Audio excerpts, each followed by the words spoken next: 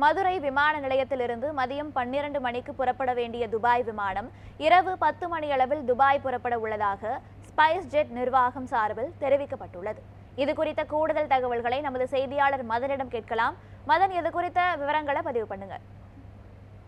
நிச்சயமாக பிரியா, இன்று வழக்கம் தாமதமான மதுரையிலிருந்து துபாய் செல்லும் ஸ்பைஸ் ஜெட் விமானம் அந்த காட்சிகளை பார்த்துக் கொண்டிருக்கேன் பிரியா. துபாயிலிருந்து ஸ்பைஸ் ஜெட் மூலம் காலை 11:10 மணியில் மதுரை மாநிலம் வந்து மீண்டும் இங்கிருந்து காலை 12 மணி அளவில் பயணிகளுடன் துபாய் புறப்படும்.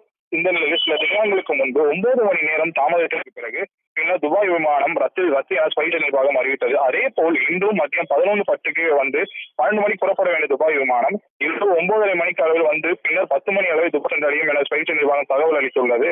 பயணிகளுக்கு முன்னரே தகவல் தெரிவிக்கப்பட்டதால் இந்த தடவை எந்தவித இடையூறானது பயணிகளுக்கு ஏற்படவில்லை.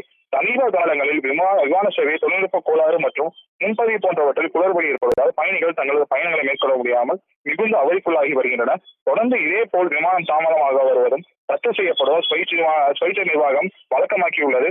மேலும் மதுரையிலிருந்து துபாய் செல்ல வேண்டிய பயணிகள் விமான நிலையங்களை மாற்றி தங்களது பயணங்களை மேற்கொள்ளும் நிலையானது தற்போது உருவாகியுள்ளது. ஸ்பைஸ் ஜெட் நிர்வாகம் உடனடியாக தொழில்நுட்ப கோளாறு மற்றும் முன்பதிவு பிரச்சனைகளை விரைவில் சரி செய்து இது போன்ற பிரச்சனைகள் ஏற்படாத வண்ணம் இருக்க வேண்டும் என்பது மதுரையிலிருந்து துபாய் செல்லும் பயணிகளின் கோரிக்கையாக உள்ளது பிரியா.